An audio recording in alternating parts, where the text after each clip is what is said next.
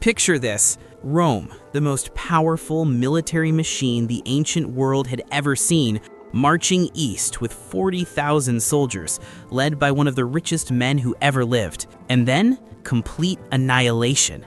20,000 Romans dead, 10,000 taken prisoner, the general's severed head used as a prop in a Greek play. The empire that did this? Most people can't even name it. They sat at the crossroads of Rome and China for nearly 500 years. They got rich off both. They fired arrows backward at full gallop, a move so iconic we still use the phrase today. And then history just forgot them. This is the story of the Parthian Empire, and honestly, it's stranger and more impressive than anything you learned in school. To understand the Parthians, you have to understand where they came from, because it wasn't a palace or a throne room. It was the steppe. Around 247 BC, a nomadic Iranian people called the Parni, led by a chieftain named Arsaces, moved into the northeastern Iranian region of Parthia. This was recently conquered territory, part of the crumbling Seleucid Empire, the Greek successor state carved out of Alexander the Great's conquests. The Seleucids were stretched thin, distracted, and frankly, not paying attention. Arsaces recognized the opening. He seized Parthia, declared independence, and founded what historians call the Arsacid dynasty. Now, at this point, it's not an empire. It's a small, semi-nomadic kingdom on the edge of the Iranian plateau, the kind of place empires look at on a map and think, we'll deal with that later. The Seleucids kept thinking later for about a century. That was their first mistake. By around 171 BC, a king named Mithridates I took the Parthian throne, and this is where things genuinely accelerate. Mithridates wasn't just a good warrior, he was a strategist. He understood that the Seleucids were being squeezed from the west by Rome, and from their own internal fractures. So he went east first, then turned west, absorbing territory that had once belonged to Persia, Mesopotamia, and Media. By the time he died around 138 BC, the Parthians controlled an area stretching from the Euphrates River to eastern Iran. That's roughly the size of Western Europe. And here's the part that gets me. They did it without becoming the thing they conquered. The Parthians were culturally flexible in a way that's almost modern. They absorbed Greek culture from the Seleucids. Their coins bore Greek inscriptions, their court used Greek as an official language, but they kept Iranian traditions underneath. They were neither Greek nor Persian. They were something new. And that adaptability, that's what made them last. Meanwhile, Rome was still centuries away from becoming a real Eastern power. The Parthians had hundreds of years to dig in before that collision came. But this peaceful expansion wouldn't last. Something much bigger was coming. And it started with a Roman general who had absolutely no idea what he was walking into. By the 1st century BC, the Parthian Empire was, by any honest measure, one of the two great superpowers of the ancient world. Rome to the west, Parthia to the east, and between them, the most valuable trade route in human history, the Silk Road. The Parthians didn't just sit on the Silk Road, they controlled it. Merchants traveling between China and the Mediterranean had to pass through Parthian territory. The empire taxed it, managed it, and kept its details deliberately secret.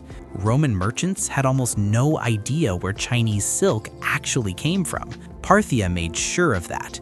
Silk passed through so many Parthian middlemen that by the time it reached Rome, its price had multiplied something insane. Roman senators' wives were wearing fabric that cost more than gold by weight, and the Parthians were pocketing the difference. Their capital, Ctesiphon, on the banks of the Tigris River near modern-day Baghdad, grew into one of the largest cities in the ancient world. At the empire's height, some estimates put the total population of Parthian territory at around 40 to 50 million people. Their palace complex at Ctesiphon was so magnificent that later rulers, including the Sassanids and eventually the Abbasid caliphs, chose to build beside it rather than replace it. And then there's the army. Oh, the army. Here's where it gets interesting. The Parthians didn't fight like anyone else. Their military was built around two revolutionary cavalry forces working in combination. First, the cataphracts, heavily armored horsemen, both rider and horse covered in scale armor, carrying long lances. Think medieval knights, but 1,000 years earlier. Then mobile horse archers, lightly armored, insanely fast, capable of firing powerful composite bows at full gallop. And here's the trick that made them nearly unbeatable: the Parthian shot. When the horse archers appeared to retreat, they weren't retreating. They were luring you in and firing backward over their horse's hindquarters with terrifying accuracy while doing it. The phrase Parthian shot, sometimes parting shot, comes directly from this tactic. We still use it today when we mean a cutting remark delivered while leaving. That's how deep the Parthians got into our culture, even if we forgot the source. The Battle of Carrhae in 53 BC is where all of this came together in the most dramatic possible way. Marcus Licinius Crassus, the richest man in Rome, co-ruler of the Republic alongside Caesar and Pompey, invaded Parthian territory with around 40,000 soldiers. He expected an easy victory. He was going to be the man who conquered the East. The Parthian general, Serena, had maybe 10,000 men, mostly cavalry, no infantry to speak of. By every conventional military logic, Crassus should have won. Instead, Serena's horse archers surrounded the Roman legions and just didn't stop. They kept circling, kept firing. The Romans locked into their famous tortoise formation, shields locked overhead, and waited for the arrows to run out. They didn't. Serena had organized an entire camel supply train to continuously restock his archers. The Romans baked in the Syrian heat, pinned down, unable to advance or retreat effectively. When Crassus's son Publius led a cavalry charge to break the encirclement, the Parthians let them advance, surrounded them, and annihilated them. Serena sent Publius's head back to Crassus on a spear. The battle ended with 20,000 Romans dead and 10,000 captured. Crassus himself was killed under disputed circumstances during supposed peace negotiations. Some ancient sources claim the Parthians poured molten gold into his mouth, a reference to his legendary greed. Historians debate whether that actually happened, but the symbolic power of the story? That's real. Rome never quite got over Carrhae. Multiple emperors tried to avenge it. Most failed. The Parthians had proved something the ancient world hadn't fully understood yet. Rome could be stopped. By the 2nd century AD, though, cracks were forming. And this is the part of the story that feels almost inevitable in hindsight, though the people living through it couldn't have seen it coming. The Parthian political system had always been loose, more a confederation of powerful noble families than a centralized state. The king relied on these nobles for military forces, which meant the nobles held real power. When strong kings sat on the throne, this worked. When succession got messy, which it did repeatedly, the nobles started backing rival claimants. Civil wars became almost routine. Rome sensed the weakness and started pushing harder. Emperor Trajan actually captured Ctesiphon in 116 AD, though he couldn't hold it. Septimius Severus sacked it again in 197 AD. Each time, the Parthians recovered, but the damage to prestige and stability was real. The final blow didn't come from Rome. It came from Persia, specifically from a minor Parthian vassal ruler named Ardashir I, who governed the region of Persia in southwestern Iran.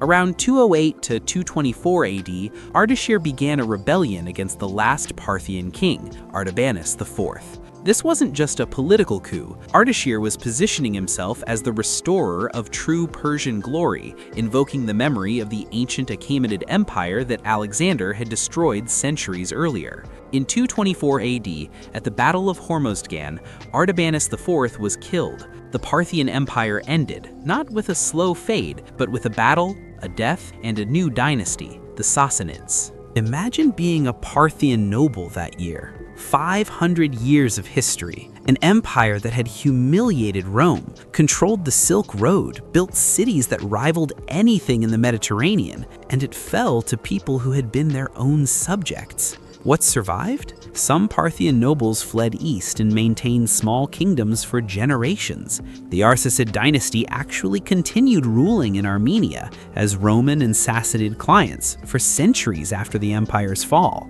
Parthian culture blended into the Sassanid world. Their art, their administrative traditions, even elements of their court culture carried forward under new names. But the libraries were gone. The royal records, the chronicles, the Parthian version of their own history, almost entirely lost. The Sassanids weren't interested in preserving the memory of the people they'd just overthrown. So why did history forget them? Partly because the Sassanids who replaced them actively suppressed their memory. Partly because most Parthian written records were kept on perishable materials and didn't survive. Partly because Greek and Roman writers, our main ancient sources, saw the Parthians as enemies or rivals and didn't exactly write flattering, detailed biographies. Western history gets told through Western eyes. But here's what remains. Ruins at Nisa in modern Turkmenistan, their early capital, rock reliefs across Iran, coins scattered through museums on 3 continents, and that phrase, Parthian shot, sitting quietly in our language, waiting for someone to ask where it came from.